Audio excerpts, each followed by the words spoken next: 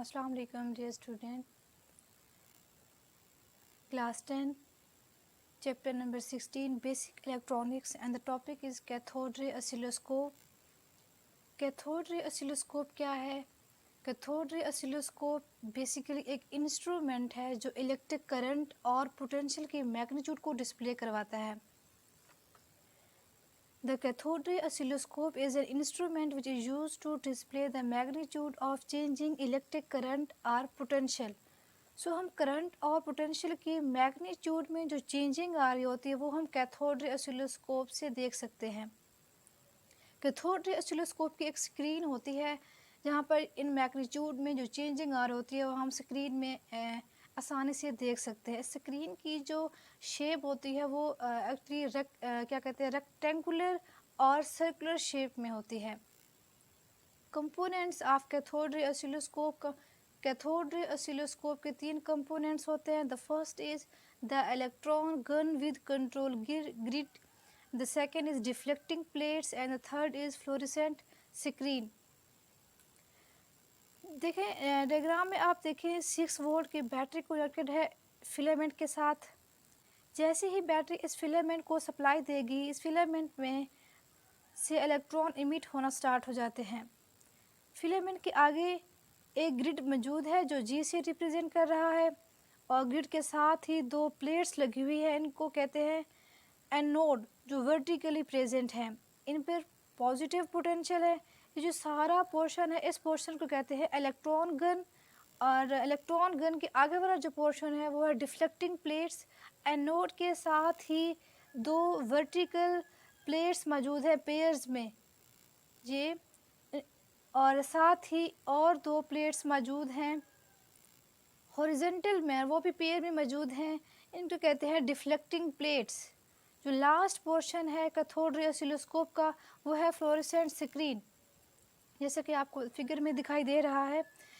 इस स्क्रीन को fluorescent screen इसलिए कहते हैं क्योंकि इस स्क्रीन के ऊपर एक फास्फोरस का मटेरियल होता है. जैसे ही इलेक्ट्रॉन बीम की बम्बार्डमेंट हम करवाते हैं तो ये फास्फोरस जो मटेरियल है वो लाइट इमिट करता है. एक्चुअली कैथोड रे ऑसिलोस्कोप की जो स्क्रीन होती है वो ग्राफ टाइप होती है. इसमें हॉरिजॉन्टल लाइन और वर्टिकल लाइन सुपर इम्पोज्ड होती हैं. ये था ओवरव्यू कैथोड रे ऑसिलोस्कोप के कंपोनेंट्स का. अब हम हर पार्ट को डिटेल से डिस्कस करते हैं. The first is electron gun. The electron gun consists of an electron source which is an electrically heated cathode that ejects electrons. Electron gun basically electrically heated cathode पर मुश्तमिल होता है. जैसे ही हम सप्लाई करते हैं तो इस कैथोड में से इलेक्ट्रॉन इमिट होते हैं. जब इलेक्ट्रॉन इमिट होते हैं तो स्टार्ट में इलेक्ट्रॉन डिस्पर्स्ड होते हैं और इसके आगे ही एक ग्रिड मौजूद होता है. Electron gun also has an electrode called grid for controlling the flow of electrons in the beam. Grid का बेसिकली फंक्शन ये होता है वो इलेक्ट्रॉन के फ्लो को कंट्रोल करता है. ग्रिड में नेगेटिव पोटेंशियल है और जो इलेक्ट्रॉन इमिट हो रहे हैं उन पर भी नेगेटिव चार्ज है. तो हम जानते हैं कि सिमिलर चार्जेस एक दूसरे को रिपेल करते हैं और डिफरेंट चार्जेस एक दूसरे को अट्रैक्ट करते हैं. तो ये सिमिलर चार्जेस हुए ये क्या करेंगे एक दूसरे को रिपेल करेंगे. ज़्यादा से ज़्यादा इलेक्ट्रॉन रिपेल होंगे. The more the negative this potential the more electrons will be repel to the grid so few electrons will reach the anode. जैसे ही हम नेगेटिव पोटेंशियल को इंक्रीज़ करते हैं तो मतलब ज़्यादा से ज़्यादा इलेक्ट्रॉन रिपेल होना स्टार्ट हो जाते हैं. जब ज़्यादा इलेक्ट्रॉन रिपेल होते हैं तो स्क्रीन पर बहुत कम ही तादाद में इलेक्ट्रॉन जा पाते हैं. इसी तरह अगर हम नेगेटिव पोटेंशियल को कम करते हैं तो ज़्यादा से ज़्यादा इलेक्ट्रॉन आगे की तरफ जाते हैं और स्क्रीन पर जाकर फॉल करते हैं. The number of electrons reaching the screen determine the brightness of screen. जितने इलेक्ट्रॉन स्क्रीन पर जाकर फॉल करते हैं उतनी ज़्यादा स्क्रीन की ब्राइटनेस में इजाफा होगा.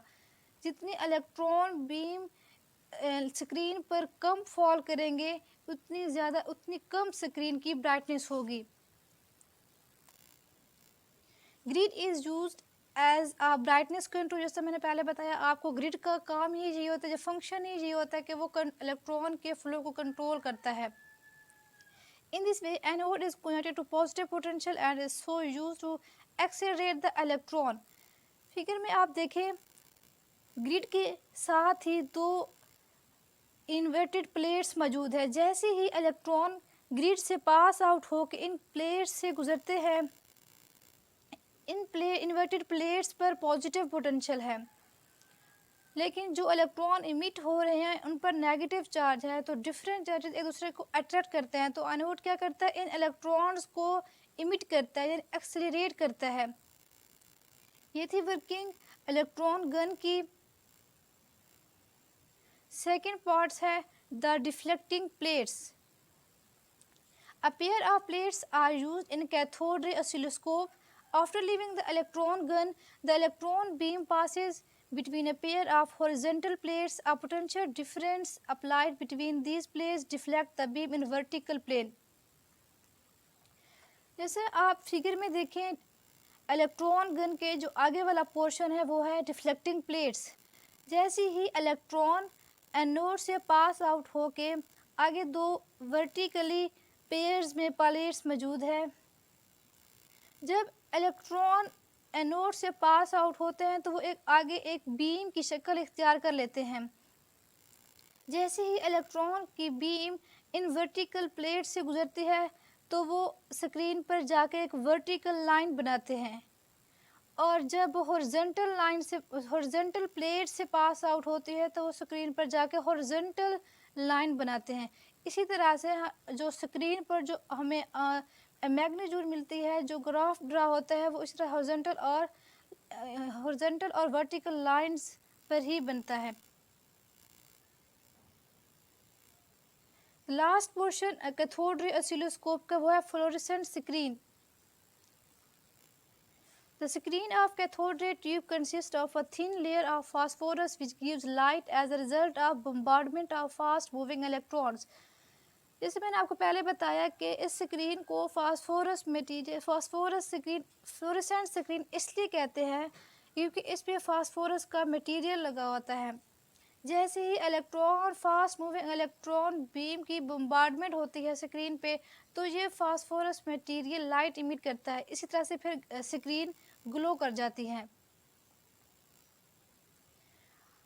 ये थी वर्किंग कैथोड रे ऑसिलोस्कोप की। और अब हम देखते हैं कि इस कैथोड रे ऑसिलोस्कोप का यूज़ कहाँ पर होता है। First is display heartbeat display करवाने के लिए भी कैथोड रे ऑसिलोस्कोप ही यूज़ होती है। हॉस्पिटल में आपने अक्सर देखा होगा, एक हार्ट बीट एक मशीन पर डिवाइस पर शो हो रही होती है वेव की तरह। ये बेसिकली कैथोड रे ऑसिलोस्कोप ही होती है जो हार्ट बीट डिस्प्ले कर रही होती है। Second is measuring voltage. Different voltage measure करने के लिए भी कैथोड रे ऑसिलोस्कोप यूज़ कर सकते हैं। इको साउंडिंग में भी कैथोड रे ऑसिलोस्कोप का बहुत यूज़ होता है। रेंज फाइंडिंग, रेडार्स की जो रेंज होती है उनके लिए भी कैथोड रे ऑसिलोस्कोप यूज़ कर सकते हैं। Displaying wave form, different wave form को डिस्प्ले करने के लिए भी कैथोड रे ऑसिलोस्कोप का यूज़ होता है। आई होप आपको ये लेक्चर अच्छे से समझ आ गया होगा। नेक्स्ट मिलेंगे इंशाल्लाह। टेक केयर, अल्लाह हाफिज़।